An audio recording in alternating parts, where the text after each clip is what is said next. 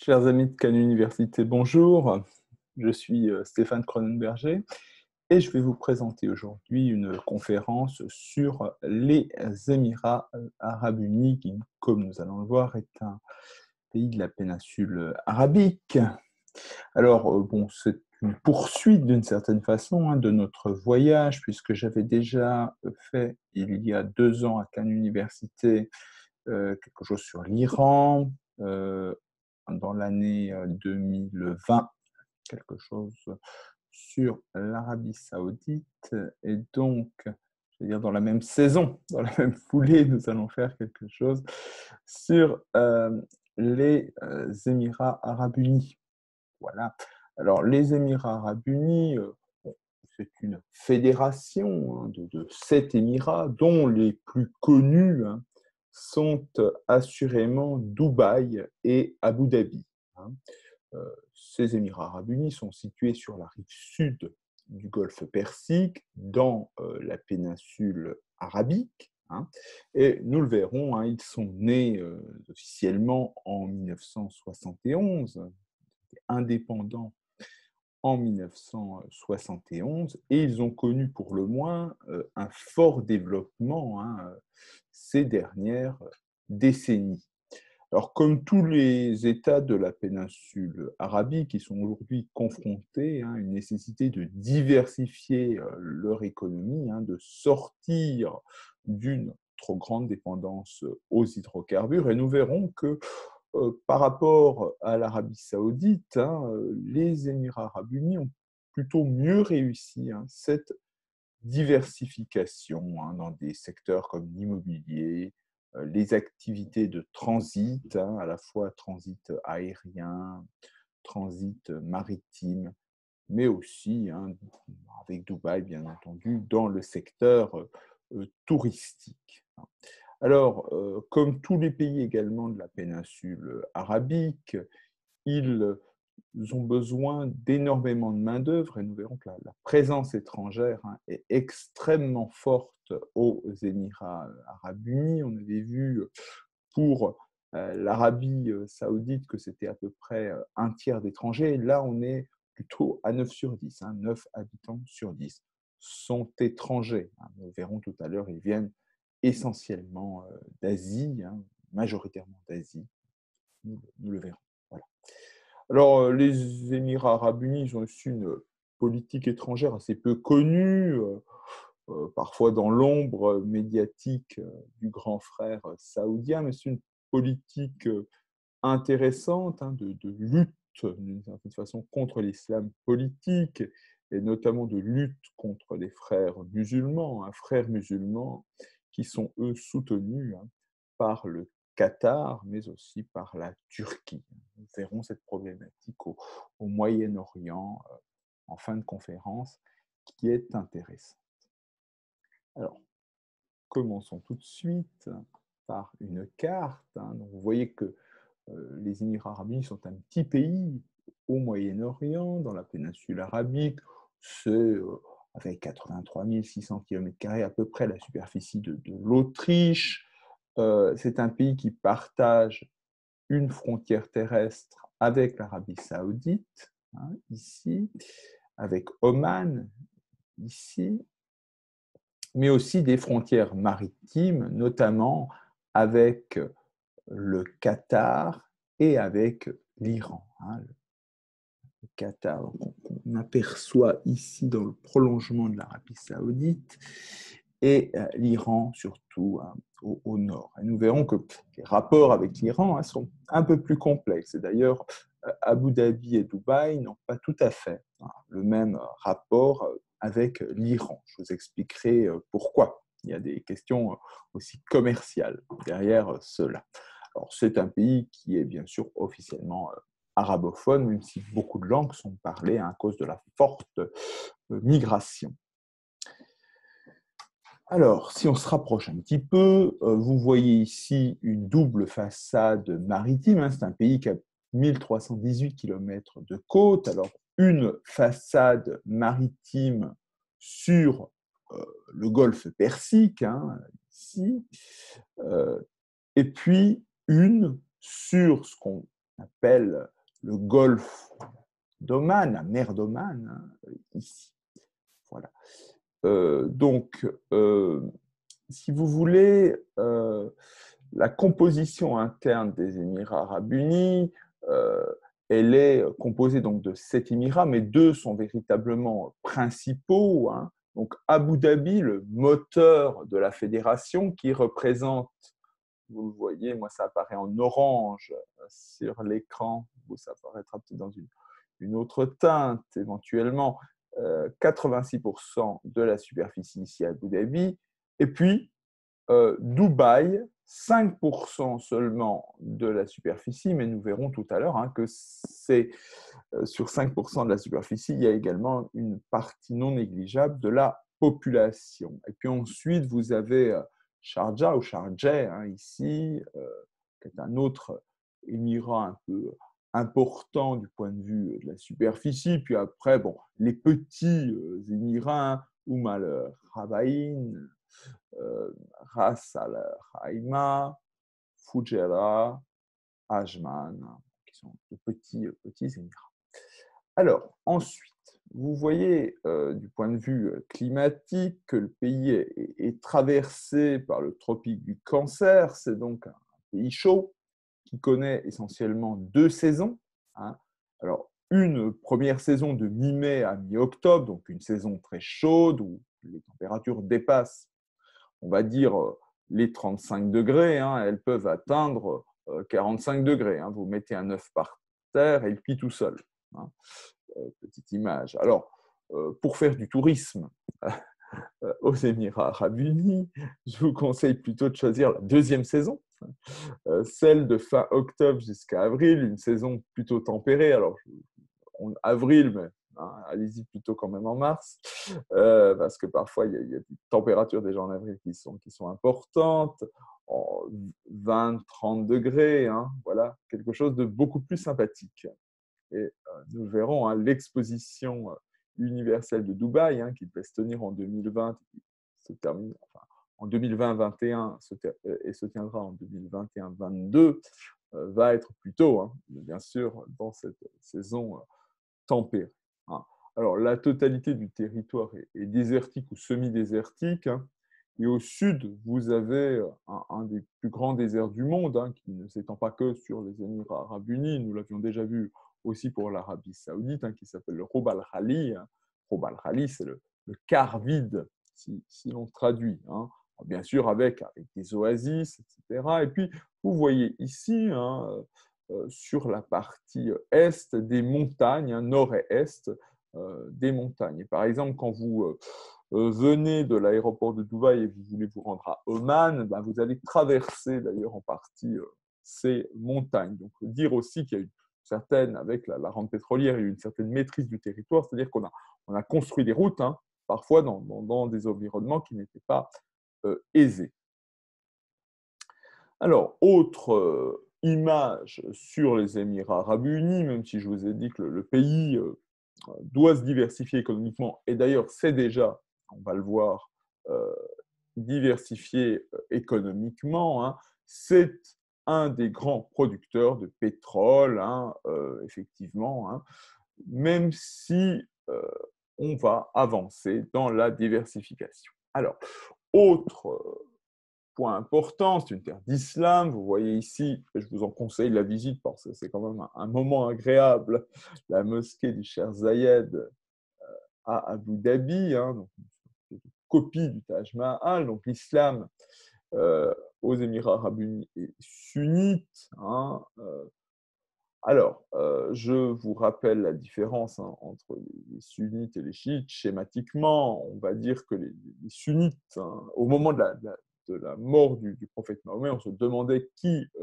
devait succéder au prophète Mahomet. Est-ce que c'était ses compagnons? Là, c'était un peu la voie traditionnelle, et sunna veut dire tradition. Hein, ou est-ce que c'était les membres de la famille du prophète, et notamment son gendre Ali, époux de sa fille Fatima. Hein, et les chiites, c'est les partisans d'Ali, hein, Shia Ali, le parti des partisans d'Ali. Alors, Dans le monde, les sunnites sont largement majoritaires au sein de l'islam, on va dire 85%, et les chiites sont largement minoritaires avec 15%. Mais dans la région, il y a un grand pays chiite qui est l'Iran, et l'Iran utilise d'ailleurs des relais chiites au Moyen-Orient pour étendre son influence, et les Émirats arabes unis, l'Arabie saoudite, bien sûr, et d'autres utilisent l'influence sunnite pour faire la même chose. Alors, néanmoins, aux Émirats arabes unis, il y a une certaine, on va dire, tolérance religieuse, au moins pour les expatriés occidentaux. Voilà, alors ça c'est une autre image que j'ai prise à la tombée de la nuit de la mosquée du Cheikh Zayed. Voici l'intérieur et un des plus grands tapis persans du monde que vous pouvez admirer ici. Alors, comme dans d'autres pays de la péninsule arabique également, vous avez des femmes entre tradition et modernité, un rôle familial et de transmission des traditions, bien entendu, mais aussi, depuis 1971, une politique volontariste d'accès à l'école puis à l'université.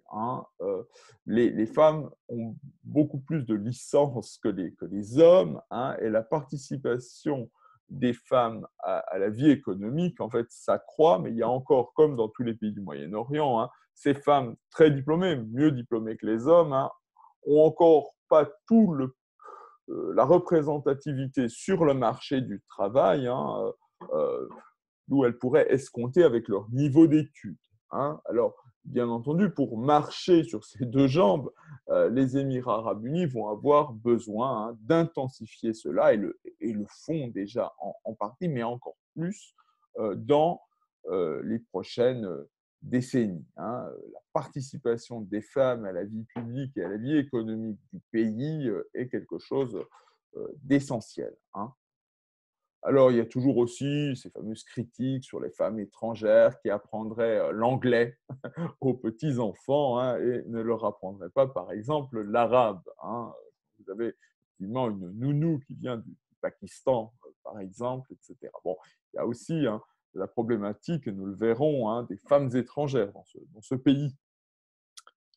Alors, autre image, quand, lors de mon dernier passage en 2019 aux Émirats arabes unis, c'était la visite du pape François, premier souverain pontife à fouler comme un frère, a-t-il dit, le sol des Émirats arabes unis et d'ailleurs de la péninsule arabique.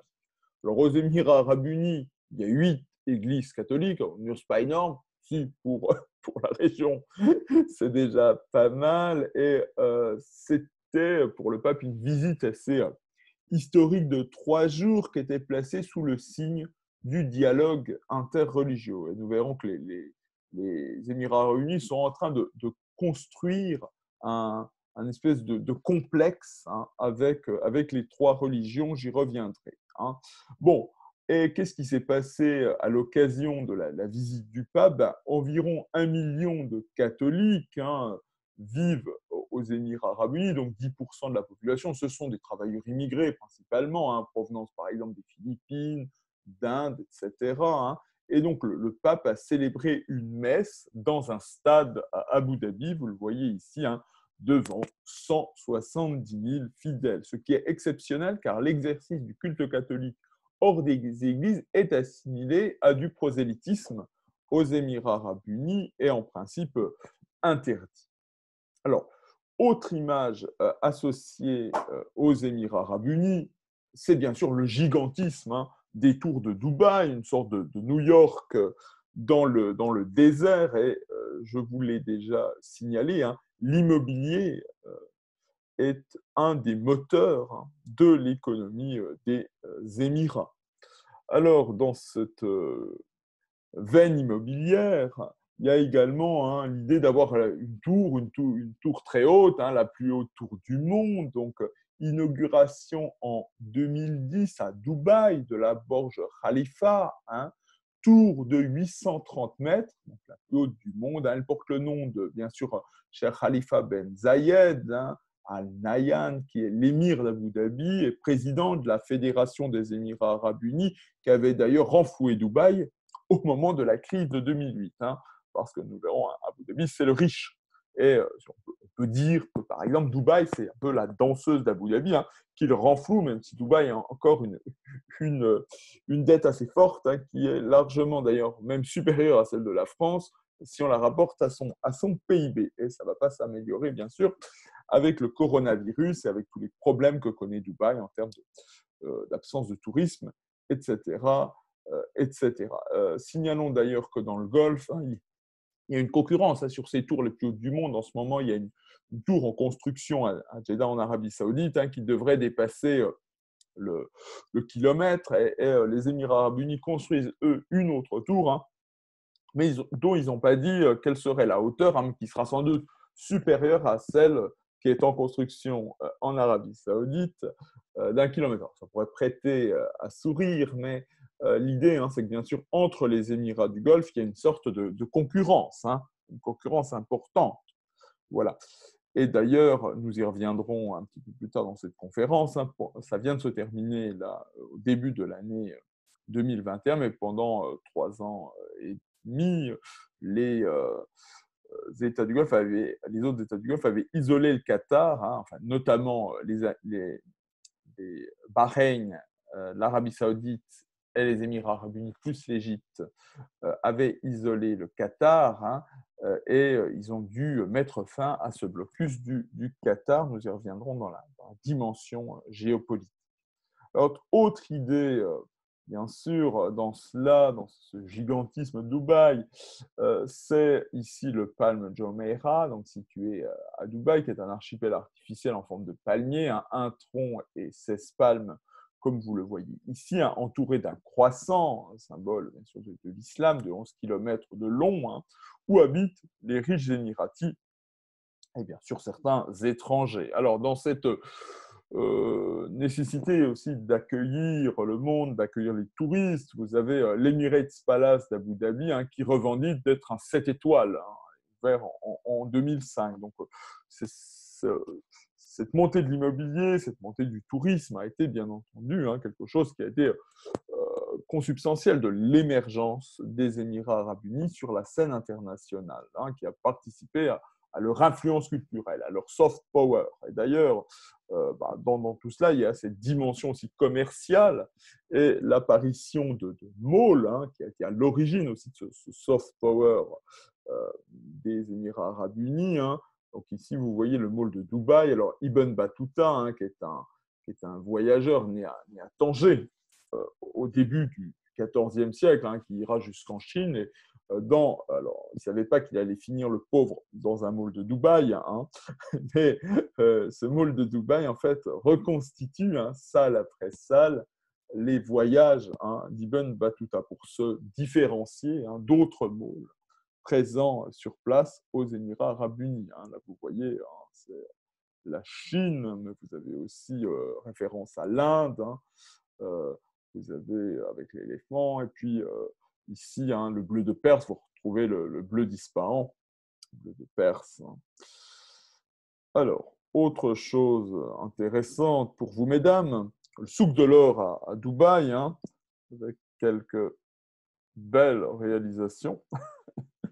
Bon, alors, ces images liées au tourisme, liées à l'animation, sont une chose. Et maintenant, les Émirats arabes unis essayent aussi d'ajouter à leur soft power une image liée à la culture. Hein, liée à la culture, et une des premières pierres de cela, hein, a été, bien sûr, l'arrivée de la Sorbonne à Abu Dhabi. Hein, et voilà, alors je vais vous montrer aussi l'intérieur.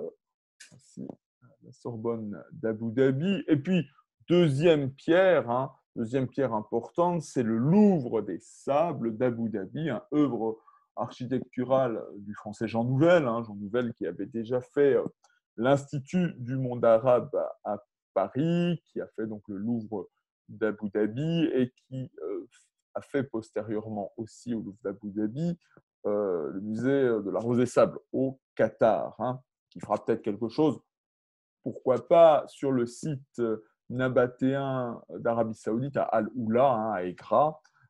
Voilà.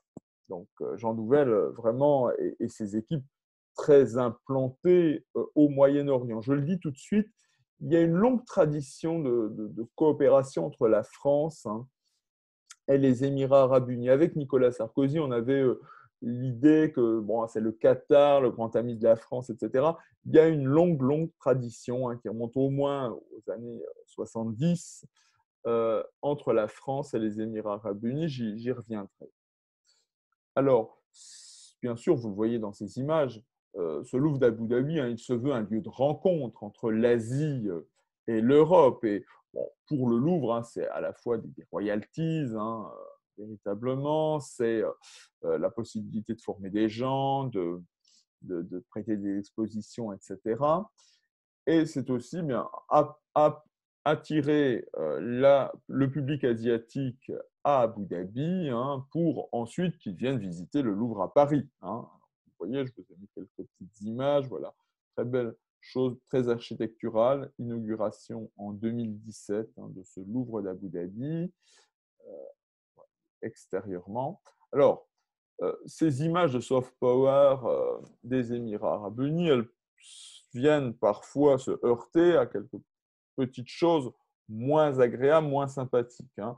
C'est bien sûr l'idée qu'Abu Dhabi a suivi, nous y reviendrons également, l'Arabie saoudite dans la guerre au Yémen, hein, qui devient un bourbier. Au Yémen, si vous voulez, hein, il y a une coalition arabe qui soutient le pouvoir yéménite sunnite, qui est confronté à une rébellion des Houthis qui viennent du nord du pays, hein, chiites, qui eux sont soutenus par l'Iran. Et Mohamed Ben Salman, donc le dirigeant que nous avons vu la dernière fois en étudiant l'Arabie saoudite, hein, le prince héritier d'Arabie saoudite, comme ministre de la Défense en 2015, hein, a lancé cette guerre au Yémen. Hein, et c'est une des premières guerres de l'Arabie saoudite, donc ils ne savent pas trop bien faire. Hein, ils ont cru qu'ils pourraient, depuis le ciel, bombarder le Yémen et que tout se réglerait. Ben là, maintenant, c'est un véritable bourbier. Sachant que par rapport à l'Arabie saoudite, les Émirats arabes unis, eux, ont engagé des troupes au sol, mais ils ont aussi récupéré un certain nombre de ports au Yémen. J'y reviendrai.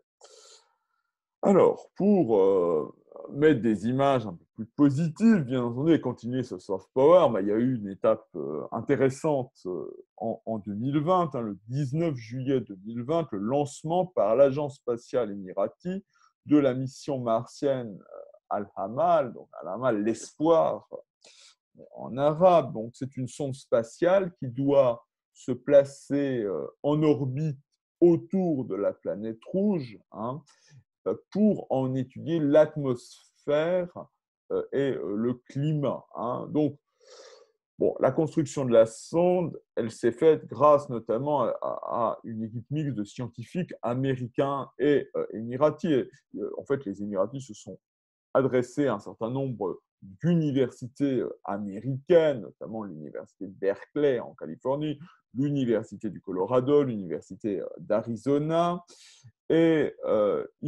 pour ensuite avoir ce qu'on pourrait appeler, ce qu'on doit appeler du transfert, hein, de technologie. Hein. Et le lancement de la sonde s'est fait depuis le Japon, hein, depuis la base spatiale de Tanegashima, sur une fusée qui est une fusée japonaise. Alors, vous voyez, je vous ai mis, quand je vous parlais de l'influence des femmes, hein, dans la société émiratie, bon, il y a une femme que vous ne connaissez peut-être pas, mais qui est une femme assez célèbre aux Émirats arabes unis, hein, c'est Sarah Al-Amiri, donc, qui, depuis 2017, est ministre des Hautes Technologies et qui est responsable de cette mission martienne. Hein. Donc, voilà, mission martienne qui devrait durer 2 ans et ensuite, bien sûr, se prolonge. C'est tout un programme. Alors, l'idée derrière cela, bien sûr, pour les Émirats arabes unis, c'est de diriger la jeunesse vers les sciences et donc la détourner aussi d'autres choses, d'autres aspirations plus néfastes. Hein. Derrière les Émirats arabes unis, comme derrière beaucoup de politiques qui sont menées aujourd'hui par les pays de la péninsule arabique, hein, c'est s'adresser à la jeunesse qui est majoritaire, hein, bien entendu.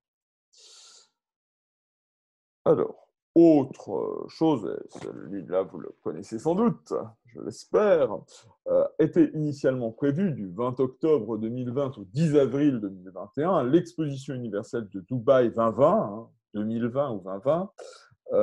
L'idée, c'était d'accueillir 25 millions de visiteurs et qu'ensuite, cela ruisselle sur l'attractivité des Émirats arabes unis durant près d'une décennie. Donc, en fait, ça avait été un peu conçu comme une sorte de plan de relance après la crise de 2008, qui devait véritablement augmenter un petit peu l'attractivité des Émirats arabes unis, sachant qu'il y a toujours une concurrence avec le Qatar, puisque le Qatar, lui, de son côté, va accueillir la Coupe du monde de football 2022, qui, pour la première fois, va se dérouler dans la péninsule arabique.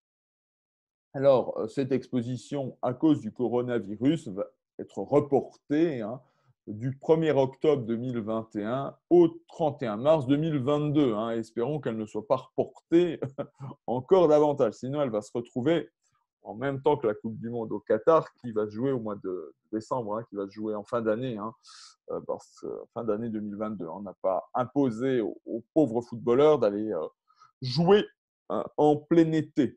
C'est-à-dire qu'on avait déjà fait ça aux États-Unis en 1994, par exemple, et à cause du décalage horaire avec les matchs en Europe, on avait fait jouer les gens à midi en plein cagnard. Ça n'avait pas donné de très bons résultats pour l'attractivité de la Coupe du Monde 1994, par exemple. Bon, je referme la parenthèse pour vous parler un peu de démographie.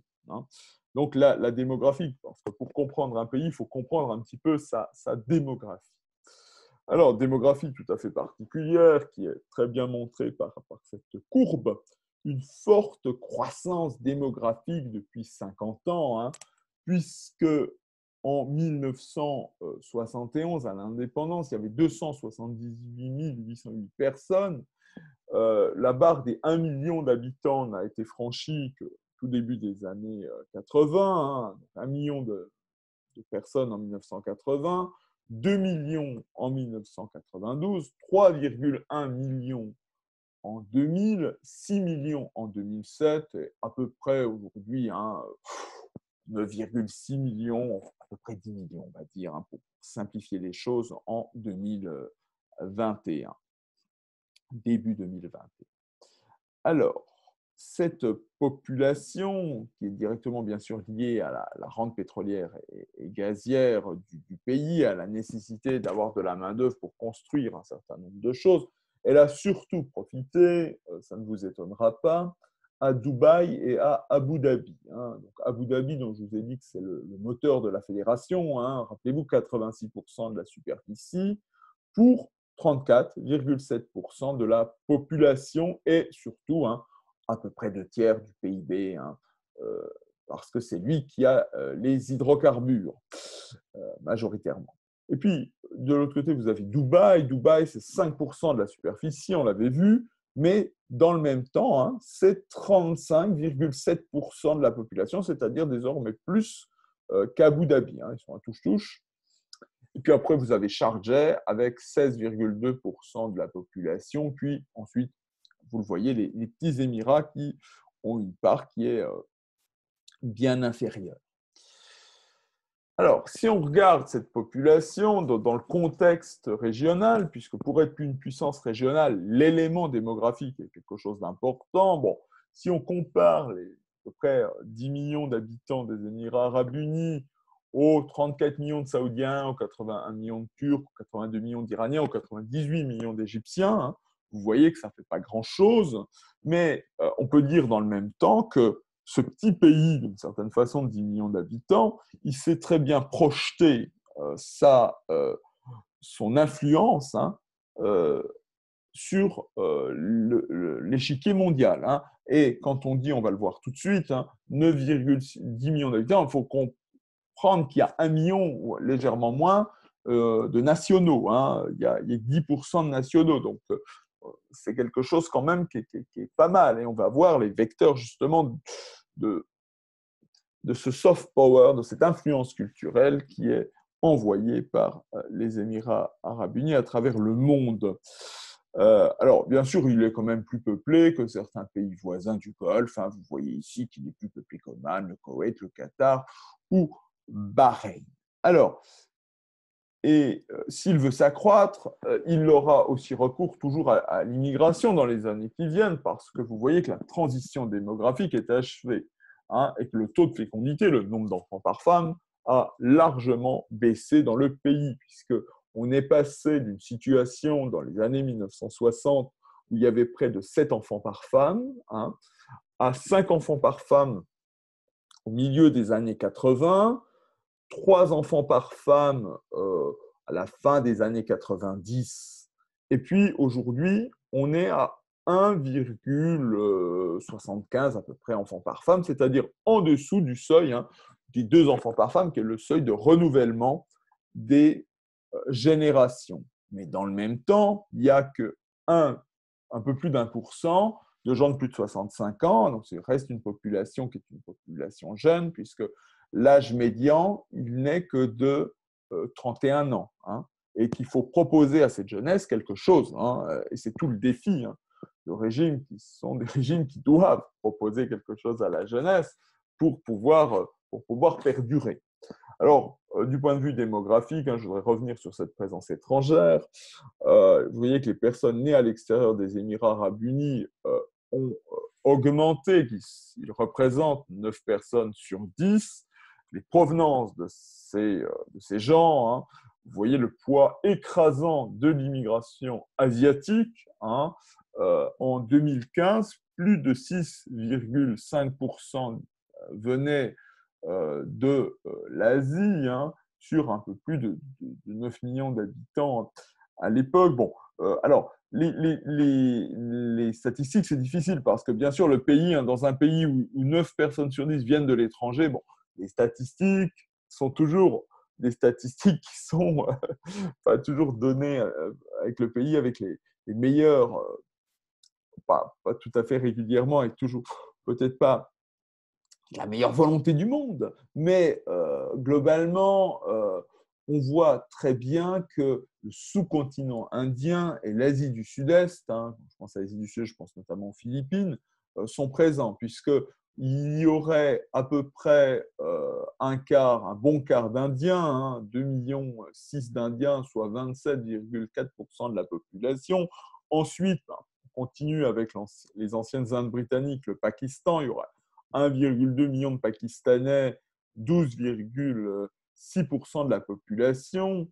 Ensuite viendrait seulement en troisième position les Émiratis avec 1,85 million personnes, mais sans doute les Émiratis sont moins d'1 million. Hein. Parfois, ces statistiques sont parfois, voilà. Alors, on a sans doute, dans les statistiques qu'on donne sur les Émirats arabes unis, on augmente un petit peu artificiellement le nombre d'Émiratis souvent.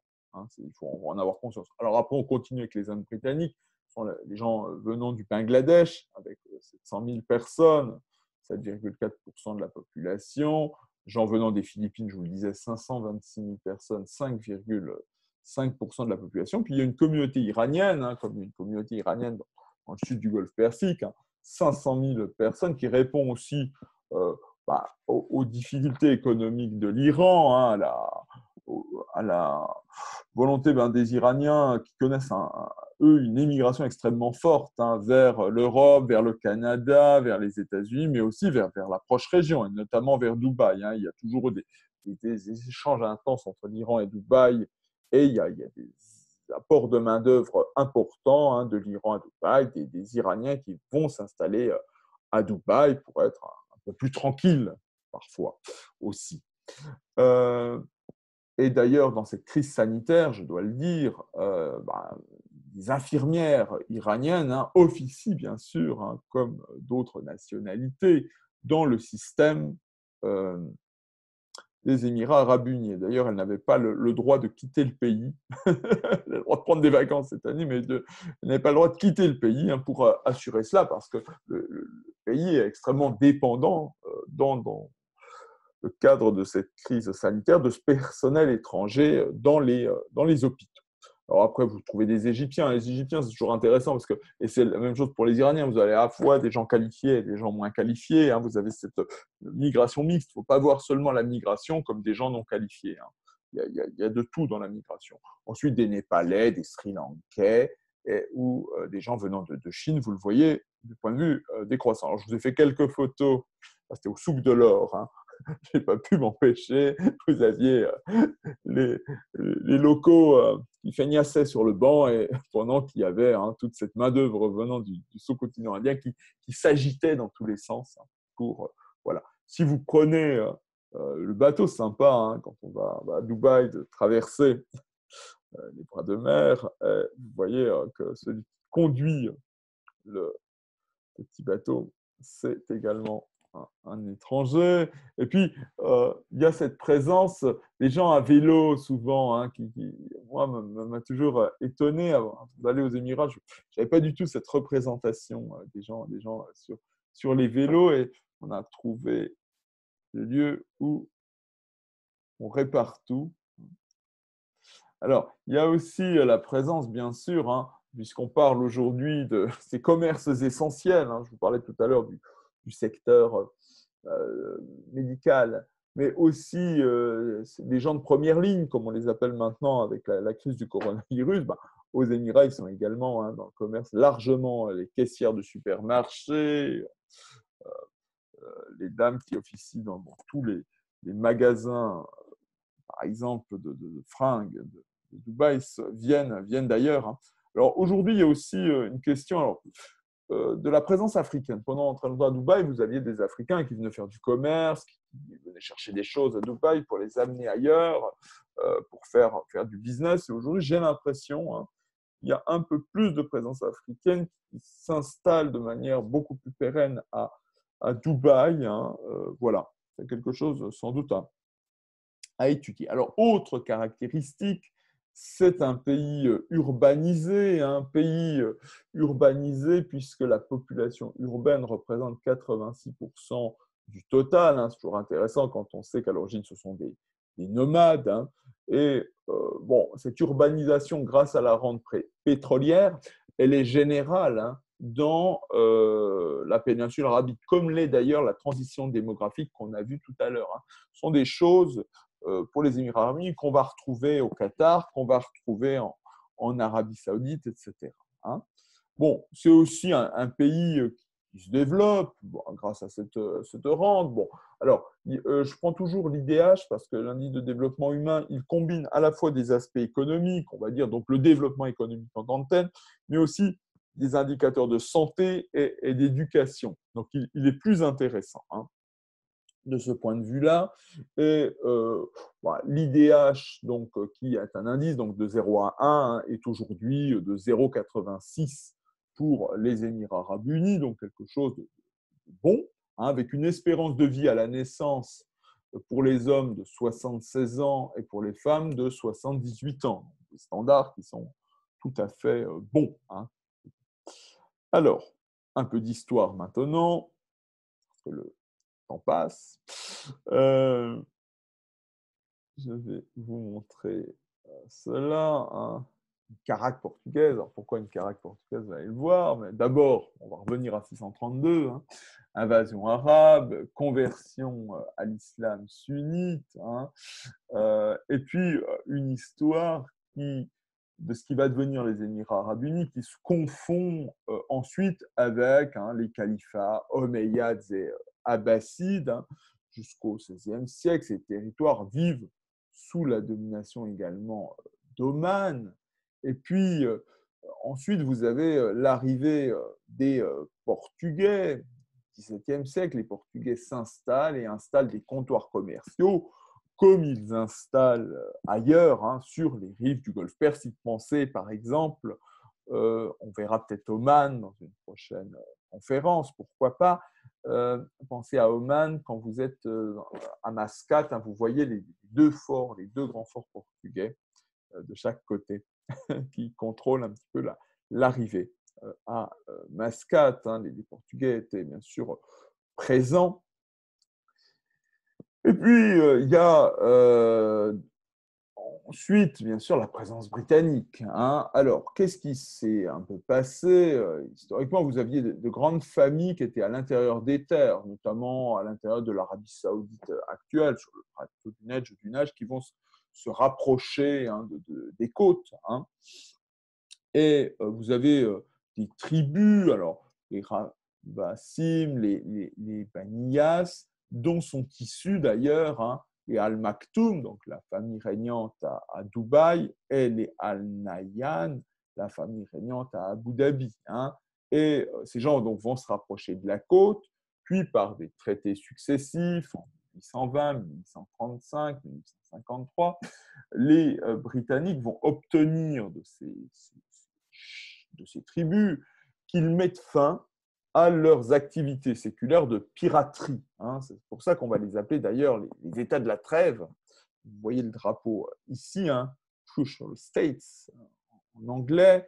Et bien sûr, cette idée de la paix, de la trêve, de l'absence de piraterie va être très importante pour les Britanniques, notamment après 1869 et l'ouverture du canal de Suez, donc de la route des Indes. Et la tutelle britannique va s'exercer, va s'officialiser, hein, par l'établissement d'un protectorat en 1892. Alors, donc, protectorat britannique, et puis ce qui nous intéresse, c'est la fin de ce protectorat britannique et donc l'accession à l'indépendance. Alors, qu'est-ce qui va se passer de ce point de vue-là? Vous voyez qu'en 1868, hein, le Premier ministre Harold Wilson, qui souhaite en fait faire des économies à l'époque, hein, annonce le retrait des forces militaires britanniques, donc du parapluie militaire britannique, à l'est de Suez, hein, au terme de l'année 1971. Hein. Alors, bon, les Anglais avaient quand même préparé un peu leur sortie, et il devait être fondé, et a été fondé en décembre 1971, la Fédération des Émirats arabes unis, hein, qui devait aussi comprendre Bahreïn, le Qatar. Bon, Bahreïn et le Qatar n'ont pas voulu en faire partie. Et un petit émirat qui appartient aujourd'hui à la Fédération des Émirats arabes unis, Ras Al Khaimah, ne va intégrer la fédération qu'en février 1972. Au terme de la constitution de la fédération, elle est gouvernée par un conseil suprême composé des 7 émirs, mais bien et par un gouvernement fédéral qui est présidé par le cheikh d'Abu Dhabi. Hein,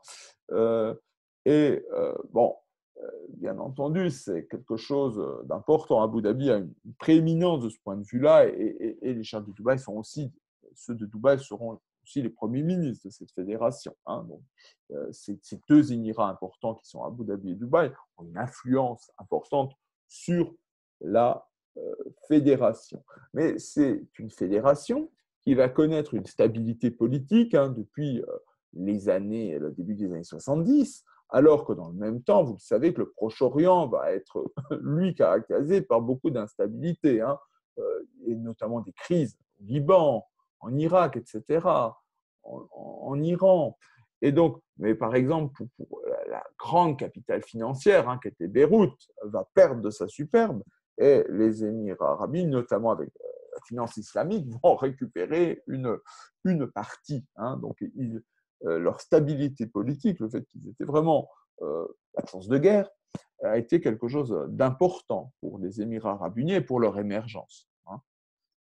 Toujours un contexte dans chaque chose. Alors, les Émirats arabes unis d'aujourd'hui, donc on va dire post-indépendance, doivent beaucoup à la vision de deux hommes. Donc, le premier, vous voyez que en 2018, on en avait fait beaucoup dans les rues puisque c'était le centenaire de sa naissance. Donc, Cher Zayed Ben Sultan Al Nahyan, hein, donc 1918-2004, donc on fait donc le centenaire de la naissance en 2018. C'est l'émir d'Abu Dhabi, c'est le père fondateur donc, de la Fédération des Émirats arabes unis, qui l'a dirigé de l'indépendance jusqu'à sa mort en 2004. Bon, il a fait réaliser les plateformes pétrolières, les pipelines, les raffineries, des routes, des palaces que je vous ai présentés tout à l'heure, les usines de désalinisation de l'eau de mer, par exemple, les hôpitaux, les écoles, etc. Donc, véritablement, un père fondateur qui a restitué une partie de la rente pétrolière, redistribuer une partie de la rente pétrolière et gazière sous forme de développement.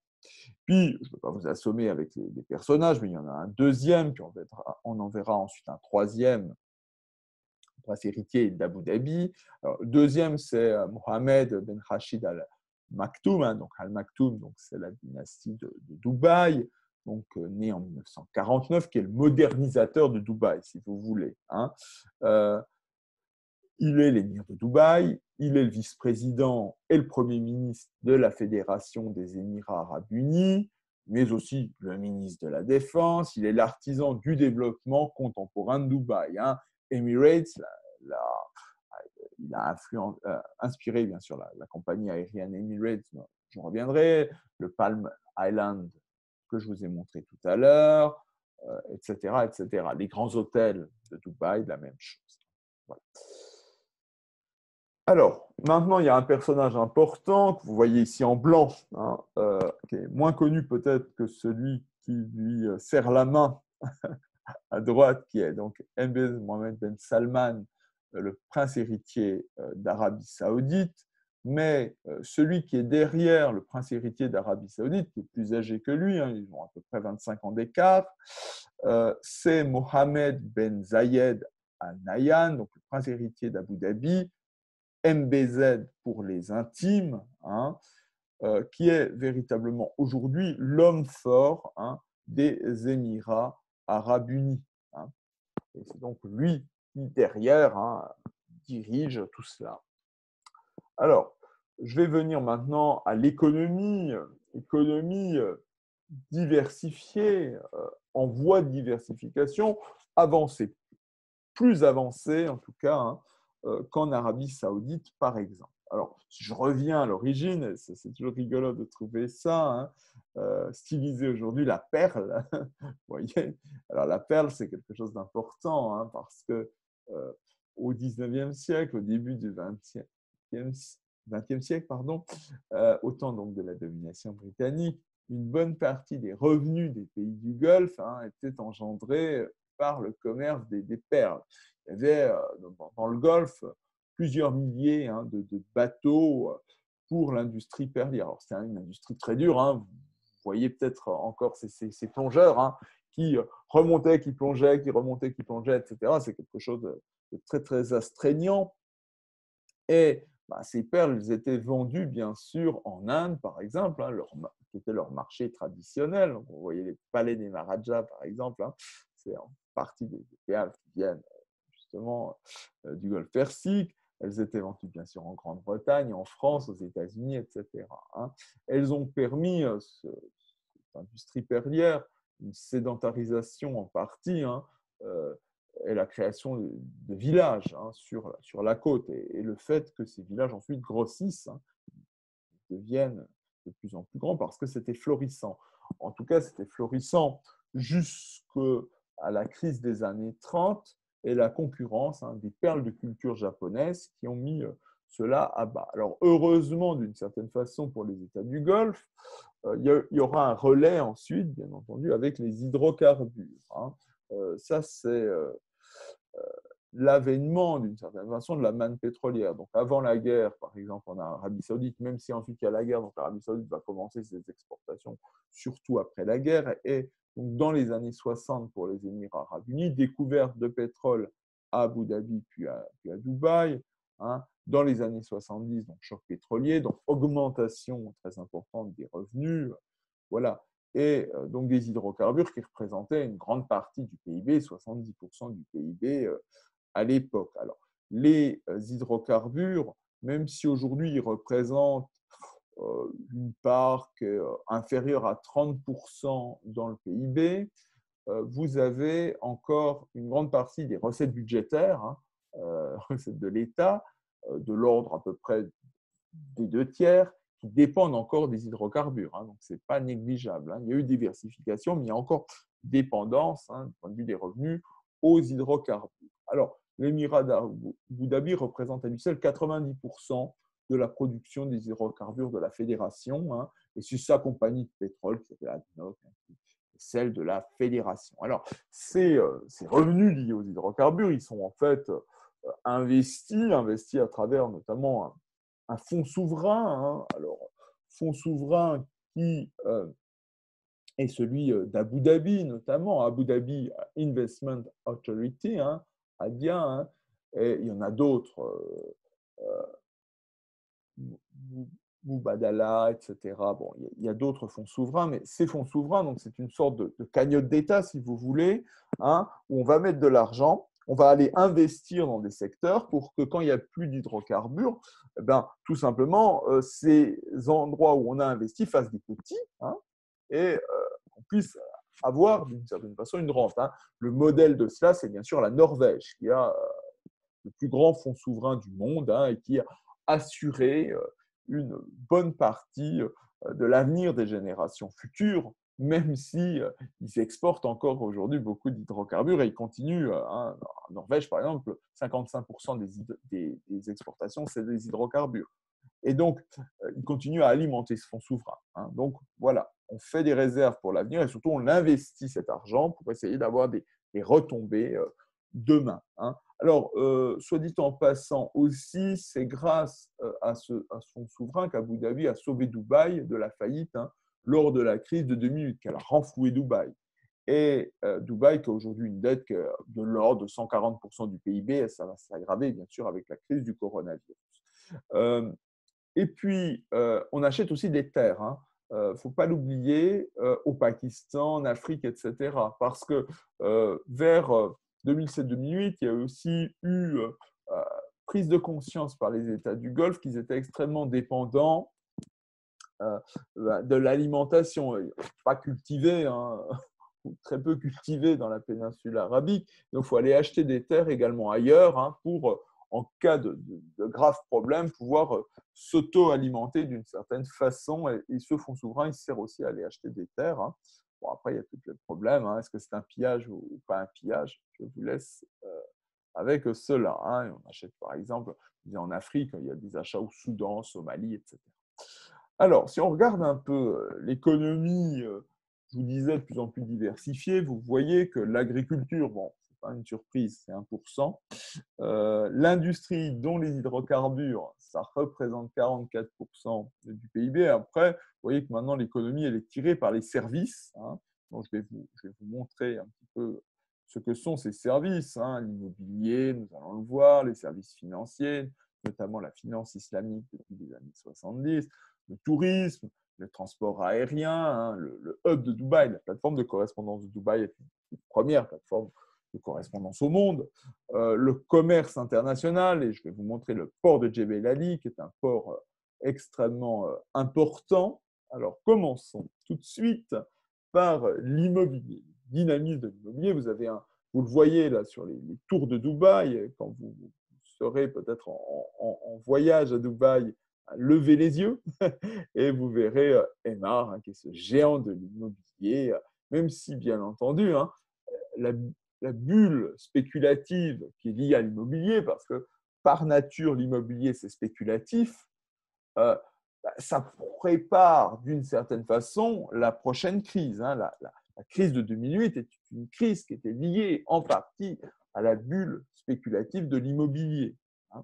Voilà. Donc, et je pense qu'on n'a pas appris grand-chose et qu'il y aura sans doute, pas de boule de cristal, mais pas difficile à deviner, une nouvelle bulle spéculative liée à l'immobilier qui un jour va exploser, hein, et va faire sans doute les mêmes ou plus de dégâts que celle de 2007-2008. Alors, derrière cela, il y a aussi l'idée d'investir, hein, investir comme un plan de relance dans l'exposition universelle Dubaï 2020. 40 milliards de dollars ont été investis dans cette exposition, dont l'extension du métro de Dubaï, l'agrandissement de l'aéroport Al Maktoum, qui n'est pas très loin du site de l'exposition d'ailleurs. Voilà, donc plein de choses. Et vous comprenez bien pourquoi, avec la crise du coronavirus, on l'a repoussé d'une année. Parce que si personne vient, cet immense plan de relance, il va servir à rien. Parce que l'image des Émirats arabes unis, et notamment l'image de Dubaï, ne va pas pouvoir être projetée à la juste mesure des investissements dans le monde entier. Donc, générer pour pour la décennie à venir des retombées importantes qui sont de l'ordre de quelques pourcents du PIB, d'augmentation du PIB par an, ce qui est donc pas négligeable. Alors derrière ça, bien sûr, il y a, comme partout au Moyen-Orient, des projets de construction aujourd'hui de ces villes intelligentes, de ces fameuses smart cities. Alors là, vous avez Masdar City à Abu Dhabi, une ville du futur en plein désert. Alors, ça, c'est des images de synthèse, débuté en 2008 avec navette autonome, panneaux solaires, etc. etc. Bon, aujourd'hui, il y a un certain nombre de scientifiques qui vivent pour la développer, mais on n'est pas encore arrivé à la réalisation de la maquette. Alors, ce qui est intéressant aussi, c'est le centre de finance islamique que représente Dubaï. Alors, comme hier dans le christianisme, dans le catholicisme, on ne peut pas prêter à son prochain avec intérêt. L'usure, c'est interdit. Bon, l'usure, c'est interdit. Il y a des techniques financières pour prêter à son voisin avec intérêt. Et Dubaï est une des places où on peut faire cela et tire de cette finance islamique et de son savoir-faire dans la finance islamique un certain nombre de revenus. Alors, autre aspect important, je vous le disais, c'est véritablement l'aéroport international de Dubaï, Dubai International Airport. Peut-être y avez-vous transité pour aller ailleurs dans le monde à bord de la compagnie Emirates, qui est en fait, donc, cet aéroport, une plateforme de correspondance entre l'Amérique, l'Europe, l'Asie et même l'Afrique, donc une plateforme globale, comme l'est par exemple l'aéroport d'Istanbul, le nouvel aéroport d'Istanbul construit dans le nord d'Istanbul, parce que vous le savez peut-être, l'aéroport Atatürk a été fermé pour donner naissance à l'aéroport d'Istanbul, qui n'a pas encore été titré, mais peut-être s'appellera-t-il un jour l'aéroport Erdogan, on ne sait jamais. Alors, si on revient à l'aéroport de Dubaï, aujourd'hui, l'aéroport de Dubaï, c'est le 3e aéroport le plus fréquenté au monde et le premier pour les passagers internationaux. Parce que vous voyez que ceux qui sont devant lui, c'est bien sûr Atlanta et Pékin qui ont plus de trafic intérieur. Mais si on prend seulement les passagers internationaux, c'est l'aéroport de Dubaï qui est le plus important, avec les chiffres de 2017, 88 millions de passagers. C'est-à-dire qu'en 10 ans, en une décennie seulement, le nombre de passagers à l'aéroport de Dubaï a été multiplié par 3. Donc, c'est quelque chose de considérable. Considérable qui veut dire que désormais, il est devant les grands hubs européens, que sont Londres Heathrow avec 78 millions, et Paris Roissy-Charles de Gaulle, 69 millions, qu'est Amsterdam Schiphol avec 68,5 millions, et qu'est Francfort avec 64,5 millions. Et qu'il est devant aussi son concurrent d'Istanbul avec 64 millions. Alors, ça, c'est important d'avoir cela. Alors, je vous montre déjà le vecteur de ce développement. C'est bien sûr Emirates, compagnie qui a été largement portée par la fédération, largement subventionnée, pendant que les compagnies européennes, par exemple, ne pouvaient pas être aidées tout à fait par leurs États. Ce qui était un peu marrant, puisque la Commission européenne leur tapait sur les doigts. Bon, alors, on a accepté cela parce qu'en même temps, ils achetaient de l'Airbus, etc. Et on leur a même donné des slots, c'est-à-dire des créneaux de décollage et d'atterrissage sur les principaux aéroports européens, pour parler de l'Europe. Donc, ce qui a contribué, bien entendu, à ce développement. Alors, c'est directement aussi lié au tourisme, parce que quand vous avez des gens qui transitent par chez vous, après, vous pouvez leur proposer, c'est ce que font les Turcs et ce que font les Émiratis, de venir visiter, par exemple, Dubaï pendant 5 jours. Vous allez ailleurs dans le monde, mais si vous avez 3 à 5 jours et que vous voulez aller visiter éventuellement Dubaï et pourquoi pas aller jusqu'à Oman et revenir à Dubaï, vous pouvez le faire. Donc, ça alimente aussi le tourisme. Et d'ailleurs, on a créé des compagnies à bas coût. L'aéroport international de Dubaï est aussi le hub de la compagnie à bas coût Fly Dubai. Voilà. Et qui devient bien sûr de plus en plus complémentaire d'Emirates. Et puis, il y a l'aéroport international Al Maktoum, ou en anglais Dubai World Central International Airport, qui est en voie d'extension, donc je vous l'ai dit, près de l'exposition universelle, qui est un second aéroport et qui a vocation peut-être un jour à devenir le plus grand aéroport du monde. Hein. On parle, alors on ne sait pas, post-crise du coronavirus. Ah, je veux dire, avant la crise du coronavirus, on pensait que cet aéroport avait peut-être un potentiel de 200 millions vers 2050 hein, de passages. Bon, après la crise du coronavirus, on verra bien ce qui se passe. Hein. Et l'idée, bien sûr, c'est de faire une aérométropole autour avec golf, résidence, etc. Tout pour le passage, hein, tout pour le tourisme également. L'aéroport voilà, international d'Abu Dhabi également, hein, vous voyez, 25,5 millions de passagers avec une autre, qui est le hub d'une autre compagnie que peut-être vous avez pris, qui s'appelle Etihad Airways.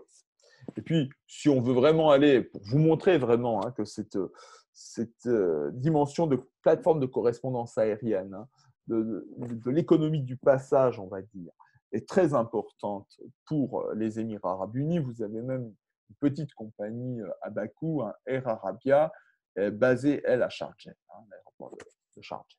Alors, dans la dimension du transit, on pense souvent aux passagers et on oublie souvent le fret.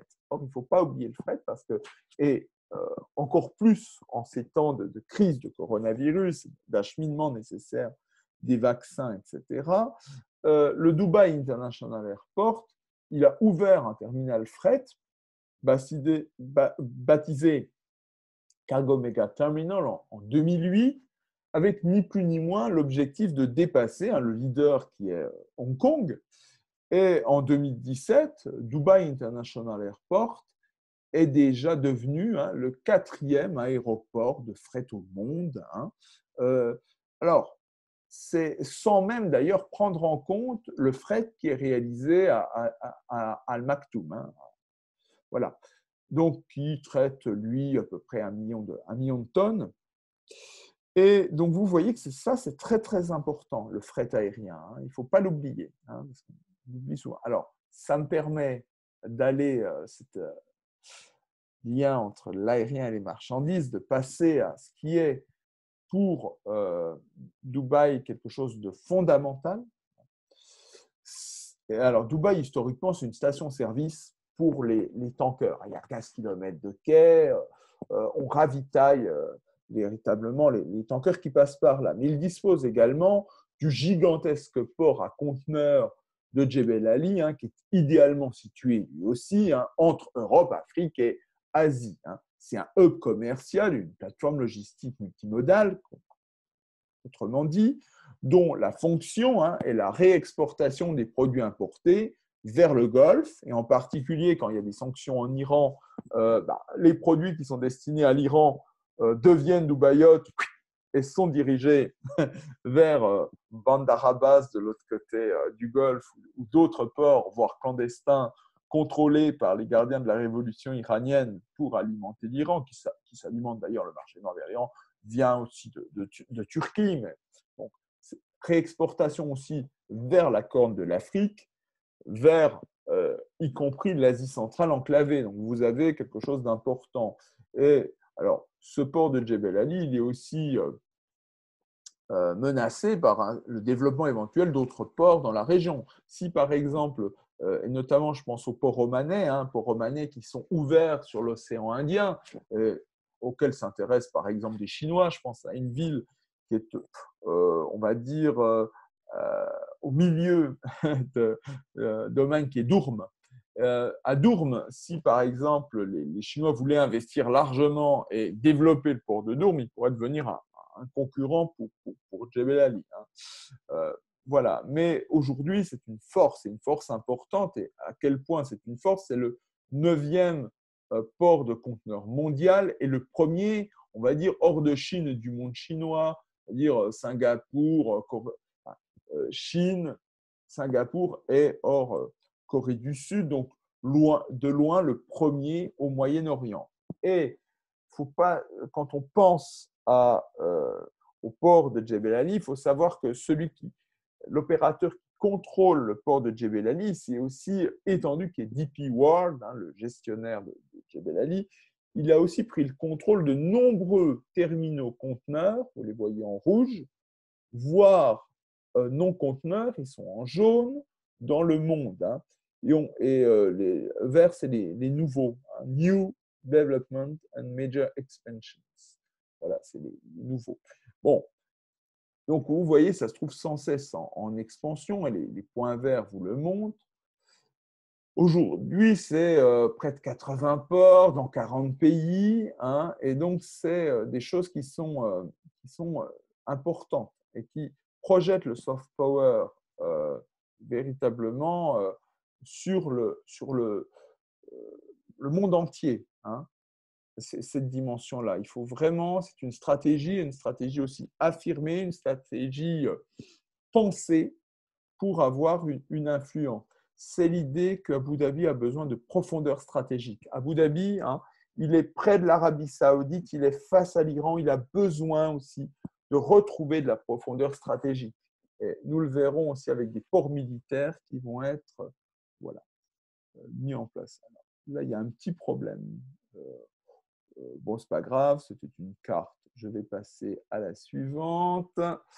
Alors, pour vous parler du soft power par le tourisme et la culture, qu'on a déjà commencé à évoquer tout à l'heure, hein, qui est une nouvelle dynamique, qui a été une réorientation hein, après ce moment, j'allais dire, commercial, touristique, etc. On va aller vers la culture qui va alimenter en même temps le tourisme. Hein. Ça, c'est très important. Alors, qu'est-ce qui s'est passé, hein, ce soft power par le tourisme et la culture, qui s'est beaucoup développé dans les années 90 et surtout 2000, hein, avec la notoriété touristique de Dubaï qui a grimpé en flèche. Alors, il y a le désert, mais le désert, ça ne suffit pas pour attirer les gens. En 1999, il y a eu l'inauguration de la tour, vous connaissez peut-être le nom, la Borj Al Arab, la tour des Arabes, hein, qui est située sur une île artificielle, hein, qui était haute à l'époque. Alors aujourd'hui, ça nous fait rire hein, avec les 800 et quelques mètres dont je vous ai parlé tout à l'heure, de 321 mètres, en forme de voile géante, hein, qui était un hôtel de luxe 5 étoiles, se disant 7 étoiles. Bon, en gros, hôtel de luxe de grand standing international. En 2008, c'est l'arrivée du Palm dont on parlait, hein, géant, formé des îles artificielles. Et là, c'était une projection véritablement de l'influence culturelle et de la connaissance par les habitants de la Terre, j'allais dire, d'Abu Dhabi, qui a été importante, hein, et qui en fait d'ailleurs un précurseur dans le Golfe du point de vue du développement du tourisme. Et l'Arabie Saoudite aimerait bien aujourd'hui suivre les pas hein, d'Abu Dhabi de ce point de vue-là. Le Qatar les a suivis aussi. Bon, vous voyez ici que si on prend la tour de l'autre côté, l'architecte britannique Tom Wright, qui était un chrétien, revendique d'avoir implanté la plus grande croix au Moyen-Orient, hein, ici. Alors ça, c'est la vue depuis la mer. Bon, il a bien sûr fait ses affirmations après qu'il a été payé. Voilà. Alors, ce qui a soutenu ce développement, c'est bien sûr les malls en tout genre, qui constituent un autre passage obligé pour tous les touristes. Il ne faut pas penser seulement à un espace qui est seulement dédié aux magasins. Dans ces grands malls, comme aux États-Unis d'ailleurs ou au Canada, vous avez plein de choses. Vous avez aquarium géant, patinoire, aujourd'hui aussi parc de réalité virtuelle, et puis quelque chose qui a beaucoup contribué à l'image. Hein. Vous voyez la piste de ski du Mall of Emirates à Dubaï hein, qui a participé à cette image. Je suis sûr que vous avez vu un reportage qui parlait de cette piste de ski. Alors, il y avait aussi de grandes ambitions de Dubaï. Dubaï avait entrepris en 2003 la construction d'un archipel d'îles artificielles, hein, The World, donc le monde. Bon, bien sûr, qui a été un petit peu freiné par la crise économique de 2008. Et puis, 2010, c'est l'inauguration à Dubaï de la Burj Khalifa, dont je vous ai dit, hein, la plus haute du monde, 830 mètres. Hein, c'est quand même plus de 2 millions de visiteurs annuels. Donc, vous voyez que maintenant, avec la crise du coronavirus, Dubaï est en difficulté. Et donc, après, il y a même reconstitution d'une certaine façon d'un esprit vénitien, avec ici le Dubai Water Canal, hein, Voilà, et sur les quais, bien sûr, on a mis un quartier des affaires, de business, etc. Et là, c'est la tour. Continuons à nous promener. La future tour, alors prévue pour 2021, ce sera peut-être 2022, 2023 ou un peu plus tard. La Dubai Creek Tower, nouvelle plus haute tour du monde, donc qui sera plus haute que la tour peut-être en construction actuellement à Jeddah en Arabie Saoudite. Vous voyez qu'au-dessus, c'est quand même très effilé. C'est vraiment l'objectif d'avoir la plus haute tour du monde. Au-dessus, c'est très effilé. Alors, l'autre chose qui a projeté l'image, et une image culturelle du pays sur l'échelle mondiale, c'est un projet un peu fou d'une île consacrée à la culture, Saadiyat Island, donc l'île du bonheur. Donc là, cette fois-ci à Abu Dhabi, à Abu Dhabi et non plus à Dubaï, où trône depuis 2017, je vous le disais, le Louvre des Sables d'Abu Dhabi de Jean Nouvel, mais où on a prévu d'implanter bien d'autres musées. Alors, en construction, il y a le musée Guggenheim d'art moderne et contemporain, pensé par Frank Gehry. Frank Gehry, c'est le même architecte qui a fait le Guggenheim de Bilbao, au Pays Basque, dont je vous recommande la visite, peut-être pendant les vacances de février, si les frontières ne sont pas fermées. Ça vaut bien un test PCR, de visiter le Guggenheim de Bilbao. Et alors je crois qu'en Espagne, les musées sont plus ouverts qu'en France. Je n'ai pas vérifié si le Guggenheim de Bilbao était ouvert, mais s'il est ouvert, ça vaut le coup de le visiter.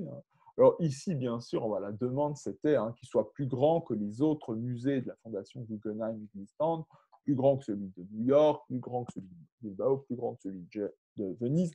Donc, un beau musée, d'ailleurs, architecturalement, sans doute plus beau que celui de Bilbao, de 30 000 mètres carrés.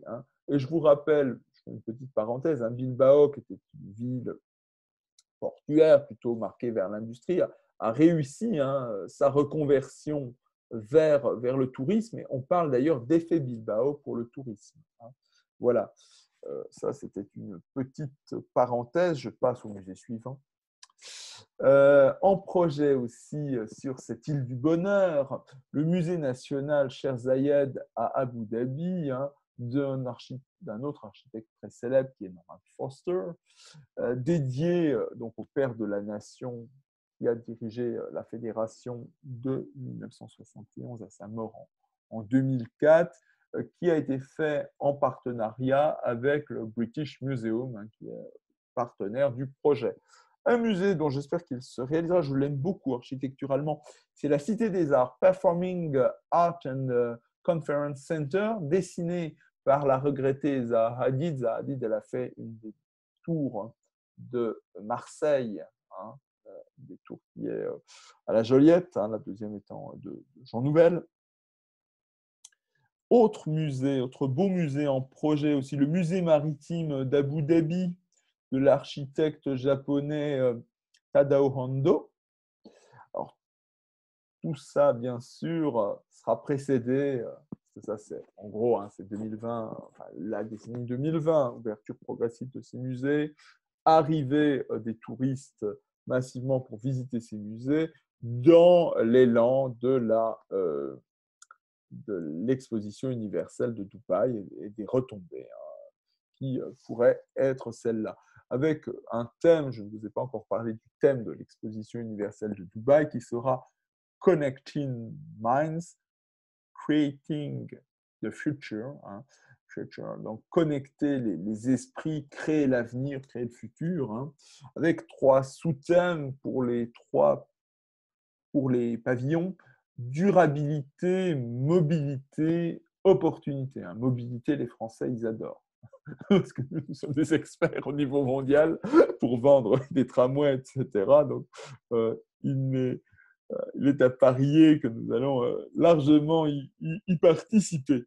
Alors, l'idée, bien sûr, c'est on voudrait atteindre pour cette exposition 25 millions de visiteurs. Et à long terme, selon un grand cabinet international qui est Ernst Young, ça donnerait un gain d'1,5% du PIB entre aujourd'hui et 2031, hein, donc sur plus d'une décennie, et 50 000 emplois par an seraient générés seulement par cette exposition de Dubaï et la visibilité qu'elle créerait. Alors, je vous ai montré ici le pavillon français de l'exposition universelle de Dubaï 2020, avec son toit de lumière, hein, symbolisant les nouvelles mobilités, on a des choses à vendre, au service de l'homme, bien sûr. Alors, un des symboles aussi de ce qui devrait être cette expo, c'est à Dubaï le Museum of the Future, donc le musée du futur, hein, un anneau géant, hein, situé au centre-ville de Dubaï et respectant les principes du Feng Shui, qui non seulement exposera les objets et les designs du futur, mais sera aussi un centre de recherche visant à faire progresser la robotique et les sciences en général. Voilà son état en 2019, en février 2019. Lors de mon dernier séjour sur place en 2020, c'était un peu plus compliqué de s'y rendre. Vous savez pourquoi. Alors ça, c'est une horreur. Un des symboles aussi pour l'exposition de Dubaï. Vous avez Dubai Frame, donc le cadre, hein, de Fernando Donis. Alors, si vous aimez ce type d'architecture, je retire ce que j'ai dit. Personnellement, pour moi, c'est une horreur. Positionné de telle façon que d'un côté, vous ayez en gros le Dubaï moderne et de l'autre côté, le Dubaï ancien. Parce qu'il y a, tout un quartier qui est Dubaï ancien, qui est en fait des quartiers qui sont similaires à ce qu'on peut trouver en Iran, avec des tours du vent, ce qu'on appelle en persan des bodgir, des tours du vent, donc c'est très beau. Dubaï avait en partie commencé à le détruire, puis c'est le prince Charles qui est venu sur place, qui a dit maintenant il ne faut pas le détruire, donc ils ont reconstruit une partie de ce qu'ils avaient détruit. Hein. Bon, alors, je vais sortir un peu de la soft power par la culture pour passer à quelque chose de voisin, le soft power par le sport, qui, vous le savez, est largement pratiqué notamment par le Qatar, hein, qui possède le Paris Saint-Germain notamment, mais et maintenant aussi par l'Arabie Saoudite, qui accueille chaque année maintenant pendant 5 ans, par exemple le Dakar. Hein. Pourrait développer. Eh ben, les Émirats arabes unis participent également pleinement à ce soft power par le sport, et notamment par le football, parce que c'est un sport en mondiovision, hein, aimé presque de tous. Et vous voyez ici, pour vous le présenter, l'Emirates Stadium, hein, dans le quartier d'Highbury, hein, à Londres, hein, où joue l'équipe des Gunners d'Arsenal, hein, et dans ce stade qui date de 2006, du nom, vous l'avez bien compris, de la compagnie aérienne Emirates, hein, et qui est aussi sponsor maillot. J'avais fait pour 2017-2018 un certain nombre de maillots qui étaient ceux d'équipes internationales, bon, notamment européennes. Vous connaissez le PSG, le Milan AC, Arsenal, etc. Depuis 2017, Emirates est aussi sponsor de l'équipe professionnelle de cyclisme, hein, qui est l'ancienne équipe Lampre. Et en 2008, dans le foot, pour venir au football, le groupe d'investissement des Émirats arabes unis avait acheté notamment Manchester City. Hein. C'était un des grands achats d'investisseurs venant des Émirats arabes unis, hein, et qui ont pris comme sponsor maillot le nom de la compagnie aérienne émirienne Etihad. Là, rien de nouveau. Alors, si on sort un peu du football, Abu Dhabi a ce que, par exemple, aujourd'hui, l'Arabie Saoudite voudrait bien avoir, c'est-à-dire un Grand Prix de Formule 1, qui est aussi, lui, une audience mondiale en termes de visibilité, hein, visibilité aussi télévisuelle, puisque se déroule chaque année un Grand Prix de Formule 1 d'Abu Dhabi, hein, vous voyez ici. Et puis, on avait même construit à l'époque, en 2010, avait été ouvert un parc d'attractions Ferrari, ce qui s'appelle le parc d'attractions Ferrari World Abu Dhabi, surtout connu pour ce grand toit, hein, que vous voyez ici. Alors, dedans, il y a quoi? Je vous ai mis quelques exemples. Il y a des montagnes russes, des tours de chute, des tyroliennes, etc. Hein. Et bien sûr, on peut aussi connaître toute l'histoire, bien sûr, de la Scuderia. Mais vous voyez ici qu'il y a un partenariat à la fois entre Ferrari, qui projette son image, et Abu Dhabi qui projette son image à travers le sport. Donc aussi une image pacifique, une image apaisée. Projeter son image à travers le sport, c'est cela aussi. Alors, parfois, on a de mauvaises surprises. En 2019, les Émirats arabes unis organisent la Coupe d'Asie de football pour la deuxième fois. Ils l'avaient déjà organisée en 1996. Problème, à l'époque, ils mettaient à l'écart le Qatar. Et qui c'est qui gagne? Le Qatar. Alors, ils gagnent, en plus sans supporters. On n'avait pas permis aux supporters qataris de se déplacer, en battant le Japon sur le score de 3-1 en finale. Mais là n'était pas l'important. L'important, c'était que, surtout, il avait battu au cours de la compétition l'Arabie Saoudite 2-0 et les Émirats arabes unis 4-0. Donc, vous voyez que sur le terrain sportif, c'était une sorte de revanche. Et dans les membres du Conseil de coopération du Golfe, où on soutenait plus ou moins le Qatar, c'est-à-dire Oman et le Koweït, ou du moins on appelait à une résolution de la crise entre Bahreïn, les Émirats arabes unis, l'Arabie saoudite, l'Égypte et le Qatar de l'autre côté, voilà, on s'était réjoui un peu bruyamment donc à Oman et au Koweït de la victoire qatari, et voire un petit peu moqué. Alors, on va maintenant aborder quelque chose que j'ai gardé, le meilleur pour la fin, le plat de résistance, la géopolitique. La géopolitique, en vous parlant tout de suite de ce Conseil de coopération du Golfe, suite à la révolution iranienne de 1979, a été constitué entre les monarchies arabes du sud de la péninsule un conseil de coopération du Golfe. Donc, il y a 6 monarchies, donc Arabie Saoudite, Koweït, Bahreïn, le Qatar, les Émirats arabes unis et le sultanat d'Oman qui se sont regroupés. Néanmoins, toutes les monarchies n'ont pas la même position face à l'Iran. Oman, par exemple, pour des raisons qui seraient trop longues d'expliquer dans cette conférence, mais qu'on pourra peut-être expliquer dans une autre conférence, est assez proche de l'Iran, en tout cas moins éloigné que ne l'est, par exemple, bien sûr, l'Arabie saoudite, et joue, comme joue d'ailleurs un petit peu le Koweït, et comme le jouera sans doute de plus en plus le Qatar à l'avenir, un rôle de médiateur dans la région. Voilà.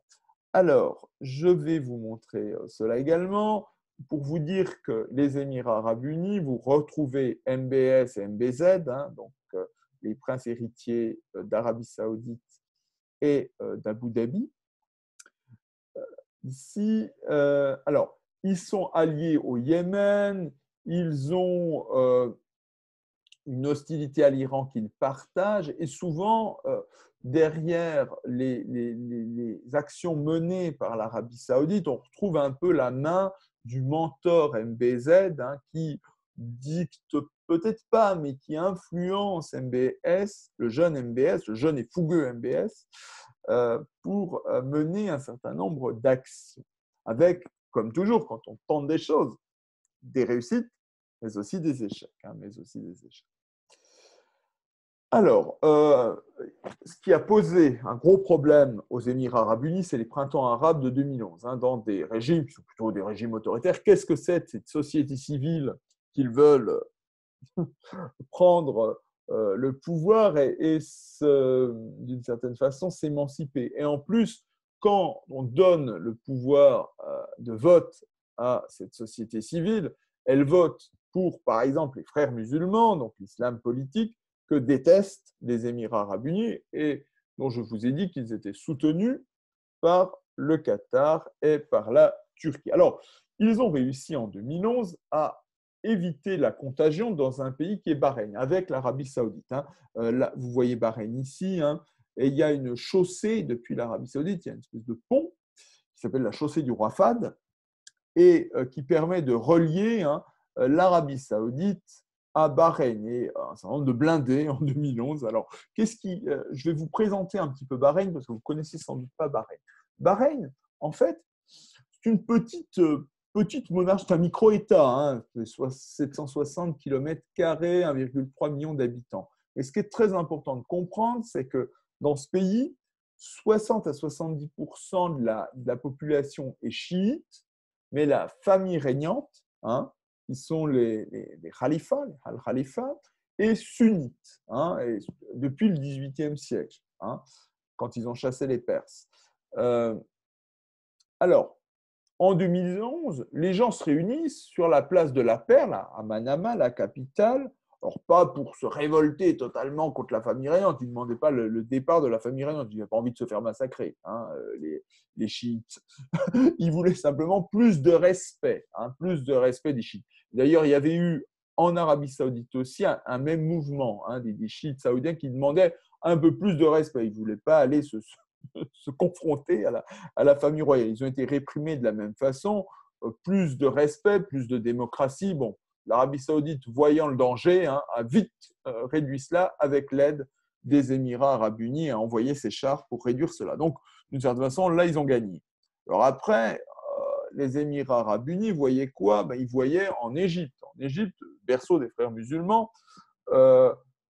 Moubarak est renversé par la confrérie des frères musulmans avec frère Morsi, hein, que vous voyez dans le bas de l'image, hein, frère Morsi devenu président. Alors, qu'est-ce que la confrérie des frères musulmans? Donc, c'est une confrérie islamiste fondée en 1928 par un instituteur égyptien que j'ai mis, vous voyez, dans le coin supérieur gauche, qui s'appelle Hassan al-Banna, hein, qui vit entre 1906 et 1949. C'est le grand-père de Tariq Ramadan, peut-être que vous connaissez.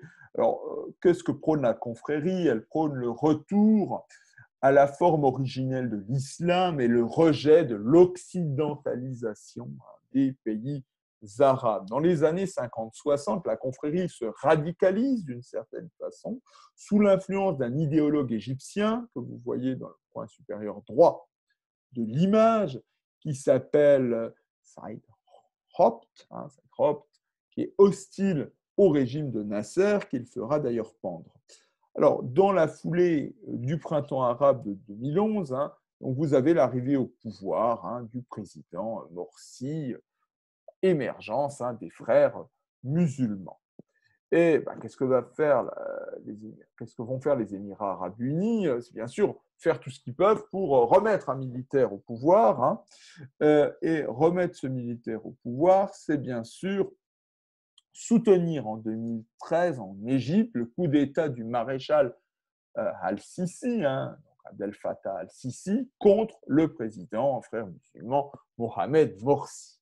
Alors, se joue aussi quelque chose en Libye. Hein. En Libye, depuis 2016, les Émirats arabes unis ont une base aérienne dans l'est de la Libye. En fait, la Libye est divisée en deux, d'une certaine façon, historiquement. Hein. Pour simplifier les choses, on va laisser le sud de côté.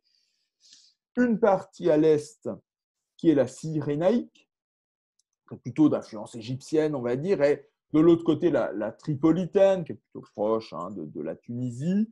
Et dans ces deux parties, il y a des gens qui sont opposés. Alors, les Émirats arabes unis soutiennent dans cette partie de la Cyrénaïque monsieur le maréchal Khalifa Haftar, qui, je reviens à la carte, a essayé, hein, de s'emparer de la Tripolitaine, soutenu largement par les Émirats arabes unis, et qui a été repoussé de cette Tripolitaine par l'argent qatari et l'intervention de mercenaires à la solde de la Turquie. Hein. Le Qatar et l'île ont fait repartir par là. Donc vous voyez, hein, qu'entre les forces des frères musulmans, en gros, soutenus par le Qatar et la Turquie notamment, et les forces anti-frères musulmans soutenues par les Émirats arabes unis, il y a une vraie géopolitique. On pourrait faire la même chose, hein, en Tunisie, notamment avec Ennahda. Ennahda, c'est une branche, si vous voulez, des frères musulmans. Alors, j'en viens maintenant avec cette opposition à l'hostilité envers l'Iran. Est-ce que les Émirats arabes unis sont hostiles à l'Iran? Alors ça, c'est une question complexe, hein, que parfois on traite de façon un peu trop simpliste. Je vais essayer, tout en restant simple, vous expliquer quelques petites choses. Donc, d'abord, du point de vue géographique, il y a un conflit de souveraineté sur 3 îles du Golfe Persique, donc Abu Moussa, la Grande Tombe et la Petite Tombe. Alors, car l'Iran, hein, considère qu'elles sont iraniennes depuis l'Antiquité, même s'il y a une éclipse de fait, hein, durant le protectorat britannique entre 1892 et 1971, et un don par ces Britanniques à Sharjah. Hein. Donc, il y a, si vous voulez, des oppositions territoriales et de revendications territoriales dans le Golfe Persique entre les Émirats arabes unis et l'Iran. Et on peut dire que Abu Dhabi est plutôt hostile aussi à l'Iran, dont elle a peur, hein, comme l'Arabie saoudite a peur de l'Iran et de l'expansion iranienne. Pour Dubaï, c'est un peu plus compliqué. Parce que Dubaï profite largement, je vous ai parlé tout à l'heure du port de Jebel Ali, de la réexportation des produits. Hein, les produits que veut l'Iran arrivent à Jebel Ali. Et vous voyez que fictivement, c'est le premier partenaire commercial de l'Iran. En fait, en réalité, c'est la Chine aujourd'hui. Mais dans les statistiques, c'est les Émirats arabes unis parce que les produits arrivent, se transforment en produits émiratis et sont envoyés en Iran. Puis ensuite, les produits iraniens arrivent aux Émirats, enfin à Dubaï, sont transformés en produits dubaïotes et sont réexportés vers le reste du monde. Dubaï gagne beaucoup d'argent avec cela, donc c'est un peu plus complexe. Et je ne vous parle pas de toutes les activités de contrebande. Mais il reste le problème et les conséquences des conflits en Syrie et en Irak. En fait, vous voyez que l'Arabie saoudite, les Émirats arabes unis ont joué en Syrie et en Irak et ont perdu. Et qu'aujourd'hui, l'influence iranienne, elle s'étend en Irak, elle s'étend en Syrie, elle s'étend au Liban via le Hezbollah. Et ça fait extrêmement peur aux Émirats arabes unis. Extrêmement peur. Hein, qui recherchent de la profondeur stratégique en créant des ports militaires, soit dans la corne de l'Afrique, soit au Yémen. Hein, donc il y a des ports militaires maintenant au Yémen, il y a des ports militaires maintenant sur la côte ici de la mer Rouge. Mais ça reste des pays qui sont apeurés par l'influence, bien sûr, grandissante de l'Iran dans la région. Et alors, d'une certaine façon, sous Donald Trump, ils avaient une sorte de protecteur, mais aussi un protecteur dont on ne savait pas trop ce qu'il faisait. Hein. Et aujourd'hui, qu'est-ce qui va se passer avec Joe Biden? Donc, il y a vraiment une peur qui était une peur importante et non négligeable, qui pousse bien sûr les Émirats arabes unis comme les autres pays de la région à acheter de l'armement et à acheter beaucoup d'armement. C'est très bénéfique pour les Occidentaux qui vendent cet armement. Hein. Alors, il faut aussi penser que les Émirats arabes unis sont peut-être moins que l'Arabie saoudite. Par exemple, ils ont réouvert leur ambassade à Damas en décembre 2018. OK, on a perdu, on a joué, on a perdu. On rouvre notre ambassade. Aussi pragmatisme. Bon, ça a été aussi le cas pour les Saoudiens vis-à-vis de l'allié russe. Bon, il y a la signature d'une déclaration de partenariat stratégique entre MBZ, vous voyez, Ben Zayed, et Poutine en juin 2008. OK, on accepte que le retour d'une certaine façon en force de la Russie au Moyen-Orient dans les conséquences de la guerre en Irak et en Syrie, et notamment de l'appui important aérien qu'a apporté la Russie à Bachar el-Assad pour reconquérir tout un certain nombre de territoires et pour se maintenir au pouvoir. Donc on est pragmatique de ce point de vue-là. On se désengage aussi du Yémen, d'autant que maintenant, il y a toute la question de la famine, du choléra, de l'atteinte des enfants, etc. Donc on ne veut pas se donner une mauvaise image, on se désengage plutôt en partie du Yémen. Et puis, alors c'est plus compliqué avec le Qatar. On dit, c'est ce qui s'est. Donc, je vais remonter un petit peu dans la crise qatari, parce que je ne pense pas avoir vu avec vous à Cannes Université la crise qatari. Peut-être ferons-nous aussi un cours sur le Qatar, en plus d'en faire un sur Oman, ça serait intéressant, soit dit en passant. Alors, le blocus du Qatar, qu'est-ce qui s'est passé? Le 23 mai 2017, à quelques jours après la visite de Donald Trump en Arabie Saoudite, qui était la première visite de Donald Trump à l'étranger, il avait choisi l'Arabie Saoudite avant même d'aller en Israël. Donc, l'Arabie Saoudite s'est ressentie regonflée et ses alliés des Émirats arabes unis aussi. Et ils ont imposé, avec Bahreïn, qui écoute ce que dit l'Arabie Saoudite, et avec l'Égypte, un blocus aérien, maritime, terrestre au Qatar, en faisant plier le Qatar. L'idée, c'était aussi que le Qatar, qui est un tout petit État, 1,5 million d'habitants, rabatte un peu son caquet et soit un peu moins proactif du point de vue de son soft power sur la scène mondiale. Bon, ça n'a pas marché. On a demandé aussi au Qatar de fermer les bureaux d'Al Jazeera un peu partout dans le monde. Ça n'a pas du tout marché. Et ça a duré 3 ans et demi. Et qu'est-ce qui s'est passé au tout début de 2021, donc il y a quelques jours? On a de nouveau accueilli l'émir Tamim, l'émir du Qatar, à un sommet du Conseil de coopération du Golfe qui se déroulait en Arabie Saoudite à Al-Oula. Mais alors, c'est sans doute en partie une réconciliation de façade. L'Arabie Saoudite, voyant que elle doit se réconcilier quand même avec le Qatar, mais ça ne veut pas dire qu'il n'y aura pas d'autres escarmouches. Et en tout cas, les Émirats arabes unis étaient moins d'accord avec cette réconciliation parce que MBZ n'était pas à la réunion.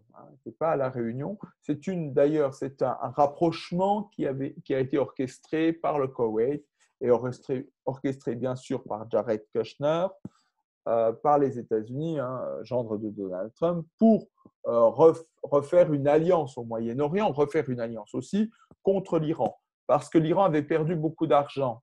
Alors, comment l'Iran peut perdre beaucoup d'argent quand l'Arabie Saoudite ou les Émirats unis se réconcilient au moins officiellement avec le Qatar et que l'espace aérien est réouvert? C'est que le Qatar payait beaucoup d'argent pour utiliser l'espace aérien iranien. Donc, c'était aussi une idée, voilà, qu'on refait la paix entre les Arabes du sud, de la péninsule arabique, du sud du Golfe Persique, pour qu'ils soient plus unis face à l'Iran. Et bien sûr, parce que Donald Trump ne voulait pas un accord avec l'Iran que Joe Biden va essayer de négocier avant les élections présidentielles iraniennes de juin 2021, qui vont sans doute apporter des conservateurs. Donc là, il y a un tout petit temps pour négocier avant l'arrivée peut-être de conservateurs en Iran. Et Donald Trump, avant de quitter la Maison-Blanche, a mis toutes les embûches possibles qu'il pouvait sur le chemin de Joe Biden. Voilà. Alors, autre acte important du point de vue de la géopolitique, c'est un accord qui a été signé, à la Maison-Blanche entre Israël, entre les Émirats arabes unis et entre Bahreïn en septembre 2020. Alors, c'est un accord important, puisque ça faisait longtemps que personne n'avait signé d'accord avec Israël. L'Égypte avait signé en 1978, la Jordanie en 1994. Donc, vous avez les Émirats arabes unis qui ont signé. L'Arabie saoudite ne pouvait pas signer parce que le roi Salman, le roi d'Arabie saoudite, donc le père de MBS, considère que lui ne doit pas signer. Peut-être son fils le fera. Mais en tout cas, l'Arabie saoudite était à moitié d'accord. Parce que si l'Arabie saoudite n'était pas à moitié d'accord, Bahreïn, qui est largement sous influence saoudienne, n'aurait pas signé cet accord. Vous savez qu'ensuite, cet accord a été aussi signé par le Maroc. Le Maroc qui a signé un accord avec Israël. Alors bien sûr, ça rabat d'une certaine façon des cartes au Moyen-Orient. C'est aussi dirigé contre l'Iran. Il ne faut pas s'y tromper. Et ça enlève une image qui était celle du soutien aux Palestiniens et de cette signature à la Maison-Blanche des accords d'Oslo en 1993. Cette image annule d'une certaine façon cette image. On verra les développements. Maintenant, les accords là, sont trop frais.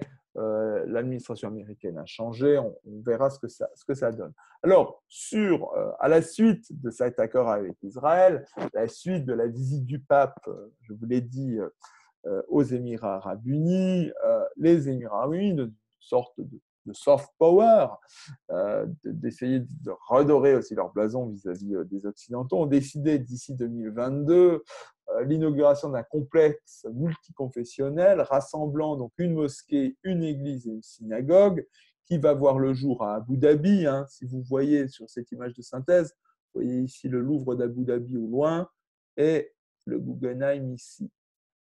Voilà. Alors, c'est bien sûr totalement hein, une idée de soft power parce que un lieu de tolérance, d'éducation religieuse, hein, de rapprochement entre les religions, il y a toujours une dimension politique derrière cela, surtout au Moyen-Orient.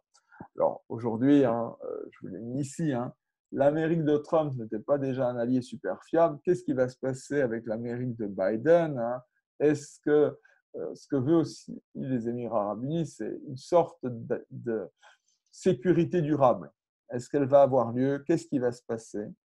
Eh bien, on pourra refaire une conférence dans quelques temps pour en parler. Ce qui est sûr, c'est que les Émirats arabes unis aussi s'intègrent dans les nouvelles routes de la soie. Les nouvelles routes de la soie, c'est fondamental. Hein. C'est un programme important voulu par le président chinois Xi Jinping, qui s'est étendu à l'Asie, qui s'est étendu à l'Europe, qui s'est étendu à l'Afrique, qui s'étend à l'Amérique du Nord, à l'Amérique du Sud, enfin l'Amérique du Sud surtout d'ailleurs, l'Amérique centrale, et qui n'intégrait pas forcément tout le Moyen-Orient au début. Bon, il y avait, quand on a présenté les premières cartes, hein, des choses qui passaient par Téhéran, qui traversaient la Turquie, donc l'ancienne route de la soie, hein, etc., mais qui n'intégraient pas forcément pleinement la péninsule arabique. Et on voit que la péninsule arabique, elle est de plus en plus intégrée. Bon, pourquoi? Ben parce que avec le gaz et le pétrole de schiste, les Américains sont moins dépendants du Moyen-Orient qu'hier pour leur alimentation en hydrocarbures et qu'une grande partie des hydrocarbures aujourd'hui se dirige vers l'Asie, et notamment vers la Chine, aussi le Japon, la Corée du Sud. Et donc, dans la perspective des nouvelles routes de la soie, bien entendu, c'est fondamental. Et puis, il suffit de regarder une carte. Hein. Ce que les Chinois récupèrent en Afrique, je ne vais pas dire pillent en Afrique, hein, est évacué en partie par des ports au Pakistan, notamment le port de Gwadar au Pakistan. Mais si on a des relais, notamment sur la côte omanaise, pourquoi pas voir une alliance plus ou moins avec le port de Jebel Ali, même si les Chinois ont d'autres plans, notamment par exemple à Djibouti, etc. Pourquoi pas? Donc, l'intérêt des Émirats arabes unis, c'est quand même d'être partenaire de ces routes de la soie. C'est un intérêt qui est important.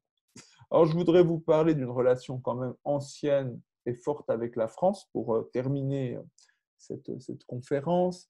Depuis les années 70, la France et les Émirats arabes unis entretiennent une relation qui est relativement forte. Aujourd'hui, il y a environ 30 000 Français qui vivent aux Émirats arabes unis, plus de 600 implantations de sociétés françaises, donc les trois quarts du CAC 40. Il y a toujours cet effet grand contrat, grande société, alors que des Italiens, par exemple, sont plutôt avec des petites sociétés, etc. Les Allemands aussi. Les Émirats arabes unis sont aujourd'hui le deuxième partenaire commercial de la France dans le Golfe, derrière le géant saoudien. Et les exportations françaises sont en forte croissance depuis une dizaine d'années. Elles ont été au moins multipliées par 3. Hein. Donc, il y a des accords. Alors, ce qui veut dire que ça représente quand même quelque chose de minoritaire dans les exportations françaises en général. Il faut en être tout à fait conscient.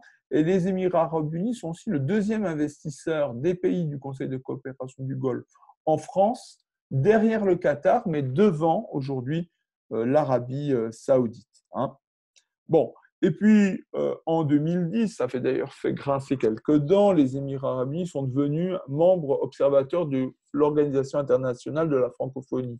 On donnera aussi, quand on voudra, Sarkozy voudra faire des accords avec le Qatar importants, il donnera aussi un certain nombre de privilèges au Qatar à l'Organisation internationale de la francophonie. Hein. Voilà. Et puis, depuis le sommet d'Erevan en 2018, les Émirats arabes unis sont devenus même membres associés au sein de l'Organisation internationale de la francophonie. Alors, bien entendu, ça raborde le pari réussi, bien sûr, du partenariat culturel du Louvre d'Abu Dhabi. Parce que c'était vraiment un pari au départ. Quand on commençait à discuter de ça, il a fallu bien longtemps, plus de 10 ans pour concrétiser tout cela, mais c'est un pari gagnant. C'est un pari gagnant pour le Louvre qui exporte sa marque.